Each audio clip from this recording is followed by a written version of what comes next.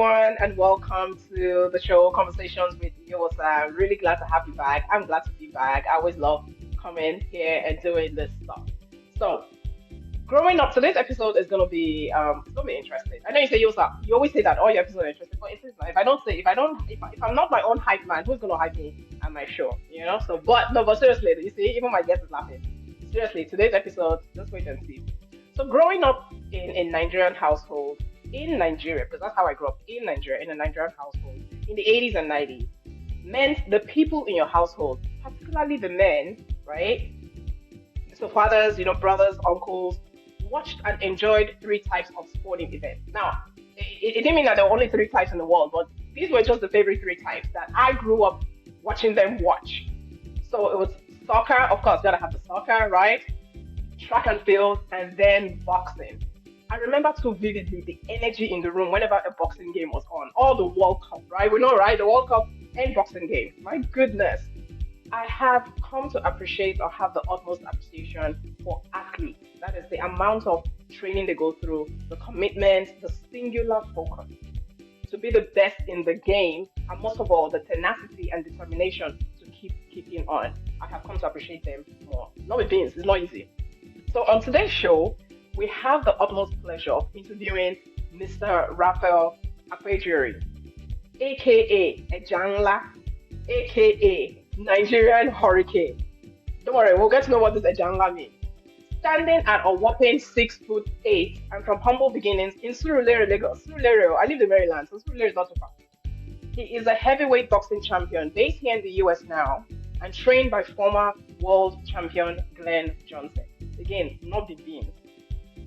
With a total of 16 fights under his belt, 15 of which he won, 14 of the 15 by KO. KO, knockout. Right? Knockout, right? I think I'm right. Yeah? Yeah. Okay. Again, not the beans. This remarkable man excels in his craft, but also gives back to his community. And that's what I really like about him. We will get to understand what drives him to be the best that he can be in his field. So without further ado, welcome Raphael to Conversations with the USA. Really, really glad to have you here. I know I'm going to have fun on this show. Thank you. Appreciate you. Thank you very much. And I'm glad to be here also. Yay, thanks. Okay. So, really, Ejanla, how did that AKA or alias come about? Tell me about it. Well, I stole the name from the bench. That's what it was. Oh, really? Oh, okay. I grew up in Nigeria and I grew up around the time. I think I was going into my adolescence around the time that Tungolo, was the in song. And Right. I remember him calling himself many names and Ejanla included. Never really had to think about it, but as I came here, people started calling me big guy, you're so big. And a good friend of mine, who's a good friend of the bench himself, met one time because the bench came in. I was like, you know what, I'm gonna steal that name, and I stole it. Okay. Just stuck. I'm a naturally massive human being, and it's Right. everybody seems to like to call me. Even those that know my name, they don't even remember my name. They just call me, hey, Janla, Okay. It's So it's funny. It's funny you say that because I'm sure some of my viewers are like, okay, what is this Ejana? What does it mean? Okay, guys, for you who do not know what it means, it is Yoruba for big fish. Like literally, that's a literal translation. Ejanla, Eja is fish, Nla is like big. big, something that's huge or big. Yeah, so big fish. Yeah. And it's so apt. He is big in his field. So you know what? It's so apt. We'll collect it. It's okay.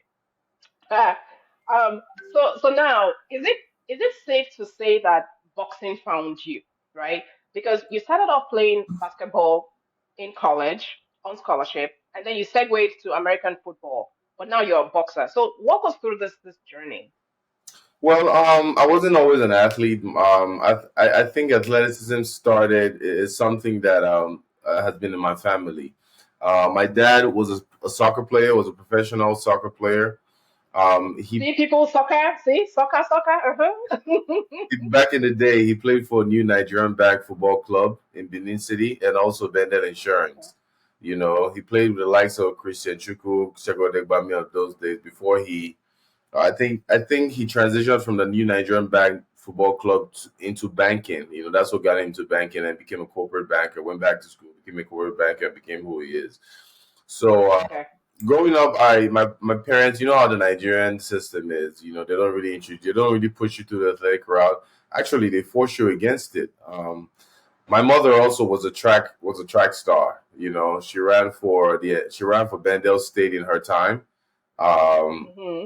we had these athletic genes that we didn't know how to harness. And Right. also, my dad also sent me to a boarding school in Nigeria, Lumen Christi. It's in Uromi. Yep. Okay. Hmm. That's where I started playing soccer. The only thing I played soccer, volleyball, basketball, table tennis, badminton. I played everything that was playable. Volleyball. Um, I wouldn't say I was good because I really wasn't good because obviously that was my Hmm. first time venture. You're playing a lot, is that? Yeah, like jack of all trades or Exactly. sports. So that's kind of Right. how it ended. I didn't really it ended for me when I left Lumen Christi. It ended, but in later in life, we moved to a new neighborhood in Nigeria, in Lagos State. Um, it was in a Dokpemu area. Okay. We moved to the Dokpemu area. I think we call it Paco Boso Akonjo. So Okay. when we moved there, there was a new basketball court being built. It was more like God put in a basketball court there for me when I was moving there, and that's how basketball Okay. started for me. I played basketball there for about 4 years, just really having fun and just every evening play with the guys in the community. I formed bonds with created friends, had friends, formed bonds, and I decided to take it seriously because someone told me that I should take it seriously. Took it seriously. Started going to the Air Force Base in Keja. I joined the team there. I think I joined the Air Force. Air Force. I can't remember what it was, but it was the local Air Force Hmm. team. Then I joined. After that, I went to the Lagos Islanders. I was there for maybe a few months. Then I joined the Ebon Comets, which is where I really played basketball, and that's where people really know me in Nigeria as a Ebon Comet player. Um, All right. Okay. so as an Ebon Comet player, I played in different basketball. I played in the Nigerian Premier League. I played in the Lagos State City League. Um, I became very good. Just really, really training there on a daily basis while still going to Okay. school, which was, I was a little bit truant with school and everything. You know, Okay. but I played. I went to. I don't know if you know Masai Ujiri. Masai Ujiri then had a basketball camp that was called the Big Man Camp, which is a transition to the All right. No. Africa, which is transition to the Okay. South Africa basketball camp as we know it today. I All right. Okay. played in. Not a tryout, but I was a member of the camp. I was in the top six players in the camp. I think it was top 50 or top 100, but I was in the top selected among the top six basketball players in the camp who were selected to go to basketball without borders in South Africa. From Okay. Basketball Without Borders, I was one of the two best players, and I and a guy from Senegal were picked to go to the Jordan Bryan Classic in New York. So Oh wow. Okay. from Lagos to South Africa, from South Africa, Yeah. To New York. basically the best players from different continents and different countries across the world who were to you know. So that's how basketball started for me. From there, I got a scholarship to play high school basketball in the United States. I played here. I went to Sunrise Christian Academy in Wichita, Kansas. From there, I was recruited. I went to University of Miami. Um, from there, I played basketball for 4 years. In my Okay. graduate year, the football coach asked me to come play football, which I did.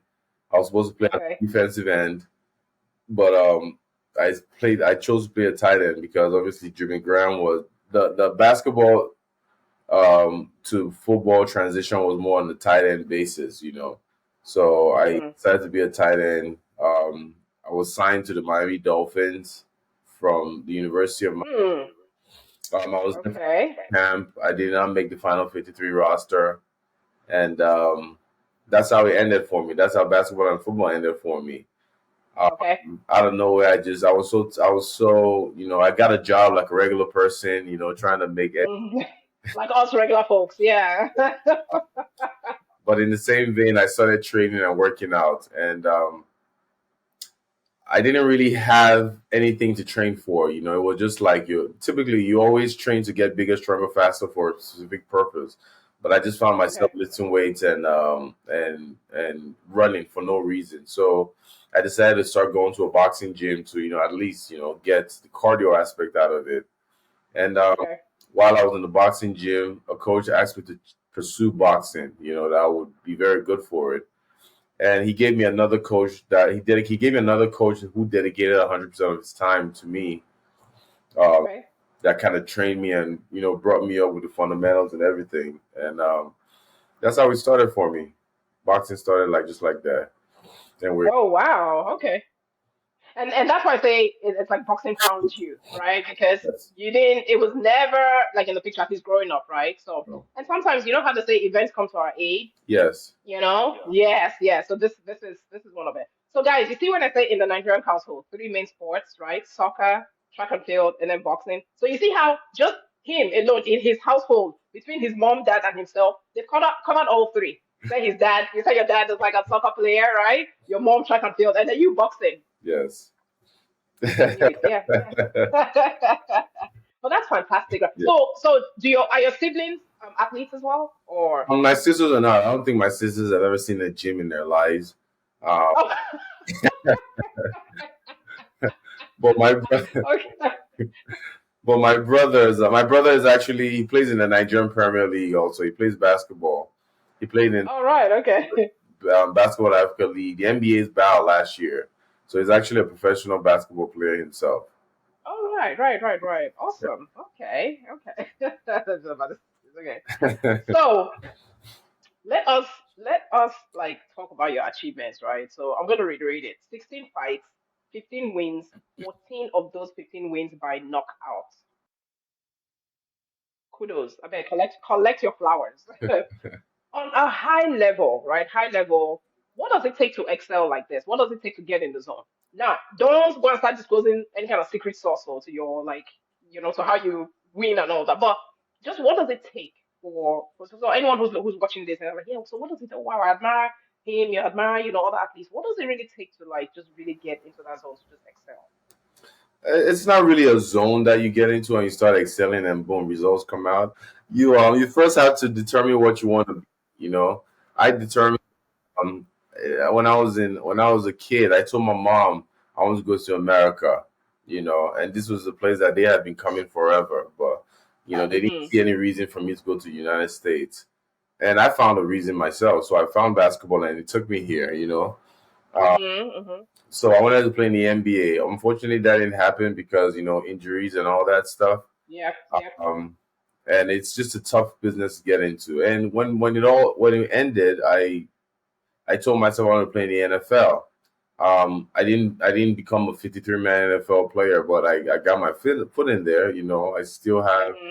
I'm still grateful for the opportunity to be a part of an NFL team, which I'm proud of. Right. Right. This dream changed. I want to be the heavyweight champion of the world, and I think boxing has taught me things that other sports have not taught me. Though boxing is a boxing is an individual sport, and the other sports have Right. taught me a whole lot Team. of things. The Yep. other sports prepared Mm-hmm. me for being alone in the sport of boxing. Boxing is a very lonely sport. You have to motivate yourself. You have to wake yourself up. You have to go to run. You have to go to train. You have to push yourself by yourself for yourself. Mm-hmm. Mm-hmm. Um, and the secret sauce is that first of all, you have to identify what you want to be.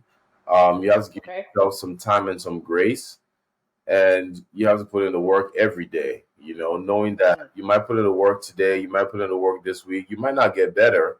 You might put in the Mm-hmm. work for every day, 6 hours a day for a month or 6 months. You might not see the results, but if you look back 2 years, you're going to see Mm-hmm. a whole lot of distance that you've covered.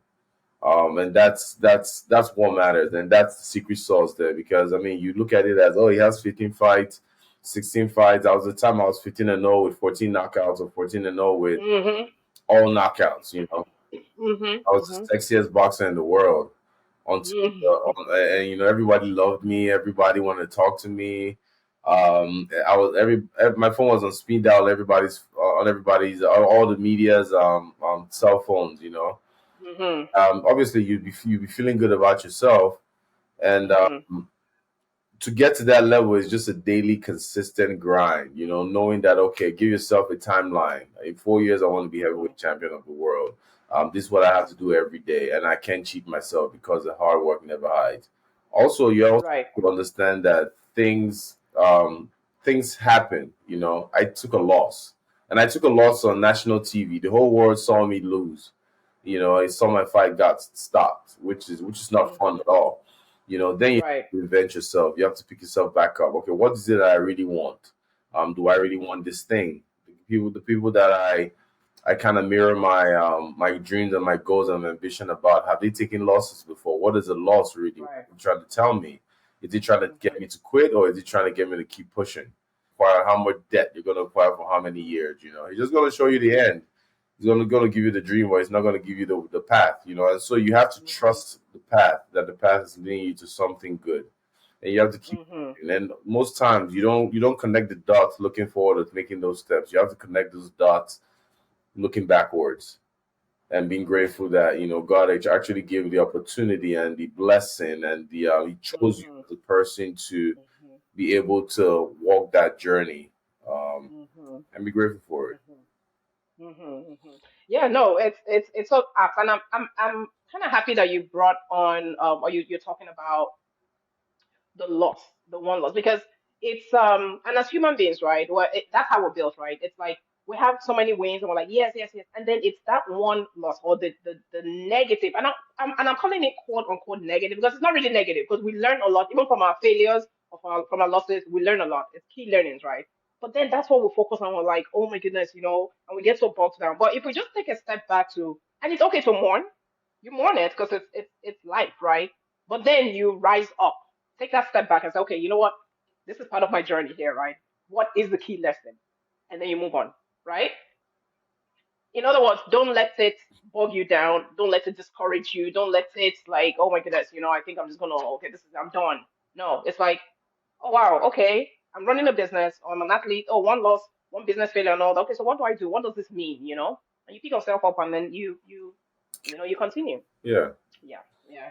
So that is and I know you're like, oh yeah, you won lots on national TV. I know, okay, all right, but with the whole world, watching. But hey, Okay. again, that's life. You just you dust yourself up, you pick yourself up, and then you keep going. So now let's talk about your passion for coaching kids, or what I call like giving back.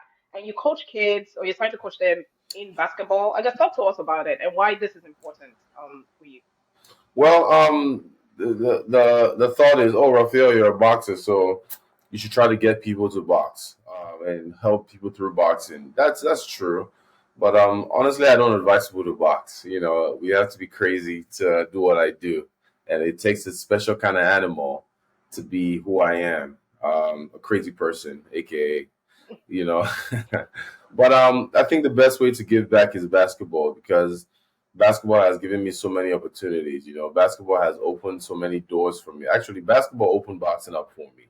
You know, Indeed, indeed, yeah. and when it comes to the place that we're all from, which is Nigeria, Mm-hmm. basketball is the best way to give kids that opportunity. Basketball gives you en masse, gives kids a whole lot of money, gives you an education, gives you an ability to see the world, gives you an ability to interact with people en masse, put you Mm-hmm. part of something that's bigger than yourself.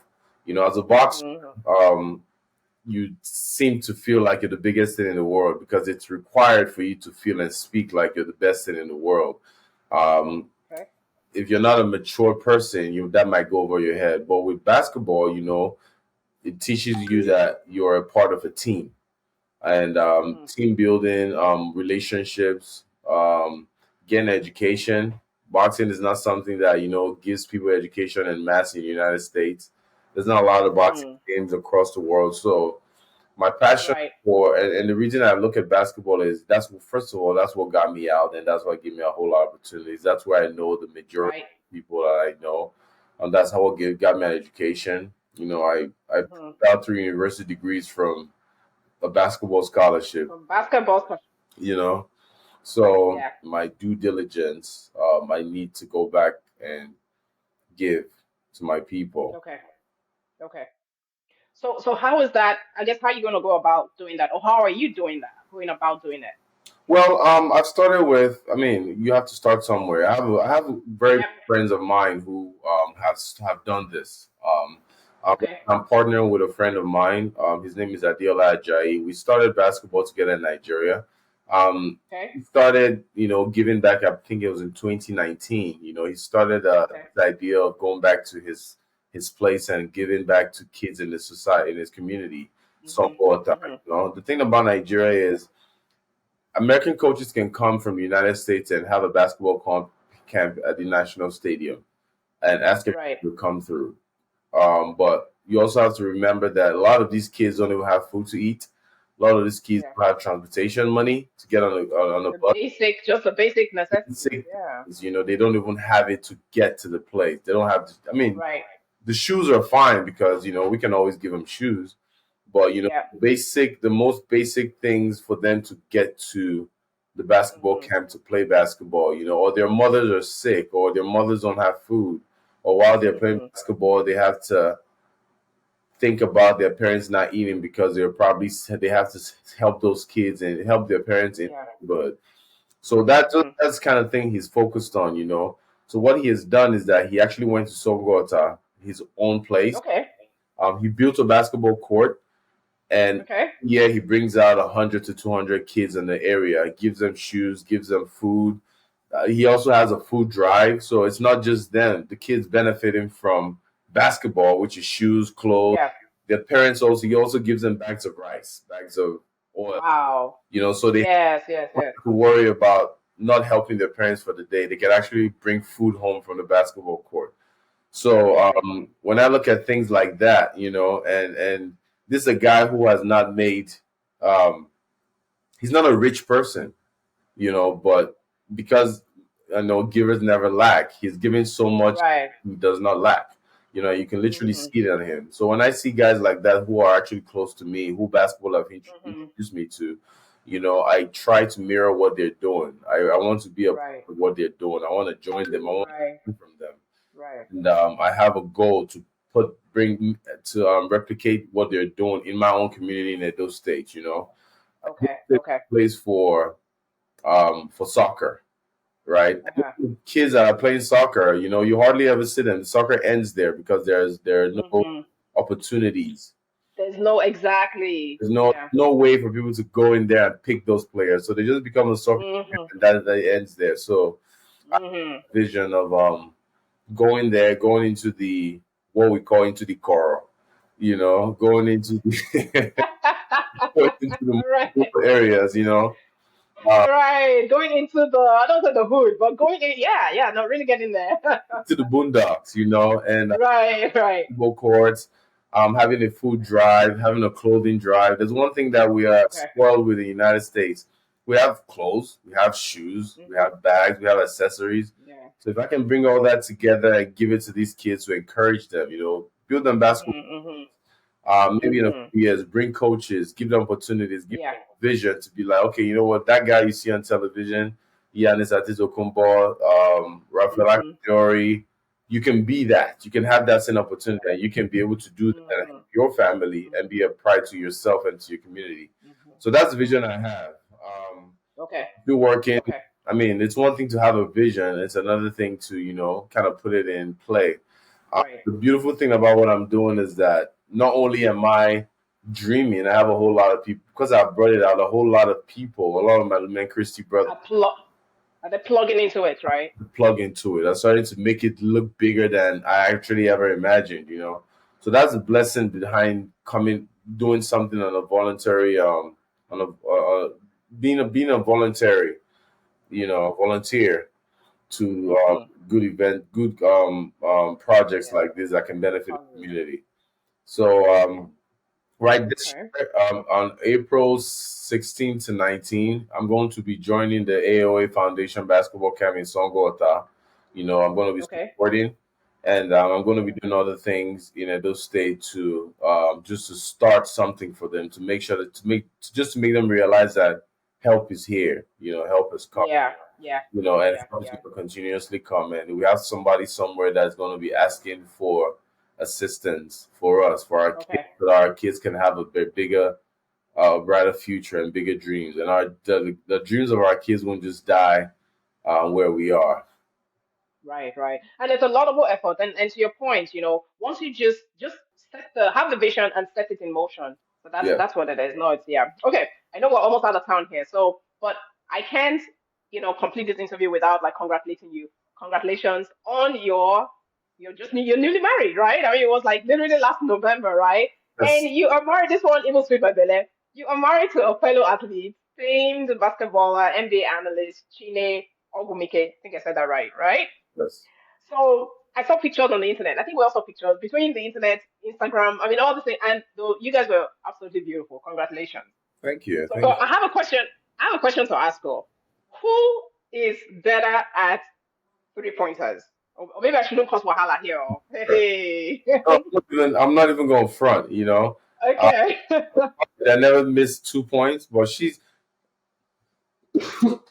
I don't know. She doesn't shoot a lot of threes, and I think she has a beautiful shot. Okay. Last season, the season after I met her in 2021. So the 2022 Okay. season, I hadn't watched basketball for a long time. I didn't watch I hadn't played or watched basketball for a long time. So Okay. it was when I started getting involved with basketball again. I watched so many of her. I became a basketball coach again. You know, Right. so many of her games. Um, Uh-huh. analyze her. I analyzed all her teammates. I started watching and knowing WNBA players because I felt like Right. using her the wrong way. So I Okay. started forcing her, begging her, "Hey, shoot the three. Be selfish. Pick when you take a pick, just pop, catch the ball, shoot, pause. Do what make you great." And and go gratefully for her. She started listening to me, and Okay. she shot about 75% from the 3 point line for that break. And just trying to correct her 3 point because sometimes you do something for a long time and you realize you have to step out of it to understand that okay, I was doing this the wrong way for a while, and now I Hmm. see somebody making the mistakes that I was making. This is Right. And so you try to correct them and like, oh, okay. it. Yeah. Boom. We started shooting 75% from the 3 point line, and I felt Okay. like a proud dad. I felt like wow, it's amazing. I started looking at Right. those moves. Okay, if you catch it, you always try to go to the right. Okay, how about you pause a little shit, and those Right. started working. And I can't even understand how proud I was of myself and proud I was of her. For actually taking that advice and actually implementing it, Uh, uh, and just seeing a whole lot of success. So I won't like. I mean, there was a time I was really good at basketball. I won't say okay. that. You know, Mhm. football as a man, for the male side, it's very competitive, and it's a whole Mm. nonsense. I won't say nonsense. There's a whole lot of skill that is A accepted. whole other level. Yeah. Like, Yeah, right? Or dynamics or something. there's Yeah. Okay. it's a different sport. It's a different sport entirely from the women's game, in my opinion, Mm. Okay. because the dynamic is different, the play is Mhm. different, the style is. Yep. Yep. Everybody brings, but women are very much fundamental with the way they play the game. Everything is just perfect, you know, Mhm. because they can't. When I was a basketball player, I sacrificed my skills and fundamentals for my athleticism because I could jump through the roof. So Okay. everything for the athletic part of Raphael instead of the fundamental part of Raphael. Right. The athletic part of Raphael was dying. I started getting exposed to the fundamentals. As oh, this guy doesn't even have the fundamentals. This guy doesn't have the skill like that. But she's Uh. like complete. The women are a complete package. You know, Okay. if you have athleticism, that takes you to another level. And Shanae, Mhm. she has it, almost everything. Mm. So I'm watching her. Because she had a bad injury that kind of drew her career. But Okay. with her coming back and really watching her grow in such a short period of Mhm. time, I was really proud. And she's a better basketball player. I'll give her that. Okay. I don't think Okay. but she's a better basketball player. Okay. Hey, I think I love the way you I mean look at you, you're like her hype man. This is like it's like It doesn't get any better than that, right? No, this is amazing. And so she is. You said her name is Chineye. Is that what you said? You call her Yeah, Chineye, right? All yeah. right. So my daughter's name is Chineye. I have a daughter who's just okay. Yeah. Okay. All right. But congrats again. Congratulations. And it's just fantastic. I can only imagine the kinds of conversations you have in the household. Like, okay, basketball, oh, you need to be this, you need to be okay, let's do it this way. I mean, it's just fantastic. We Fantastic. don't really talk about. I mean, we don't talk about sports because we know what it is. We know Okay. what it is and what it takes, how it works. Yeah. We only talk about sports I would say, on a very high level when it Okay. comes to, okay, this guy did this, is crazy, or this guy did this in the gym, but we don't talk about the details of the sport because that is something Okay. that we don't. I mean, we lived our. I mean, I've been in sports since 2002, Mm-hmm. you or 2006 when I started playing basketball on a serious level. And Yeah. I'm sure she's been in basketball since 2010 or 2000 Yeah. or whatever. So yeah, 2002, I believe. Mm-hmm. So it's not a lot And it's of. almost it's almost like, yeah, once you step away from all that and you come home, let's talk about other things. Please, let's just Yeah, leave that, right? Yeah. talk about. Listen, we got to cook some egusi today. Let's make some carrot soup. Like, That's what we talk about. Make some stew. right. Right, right, Talk about. Where can we make it for real? Can we? right.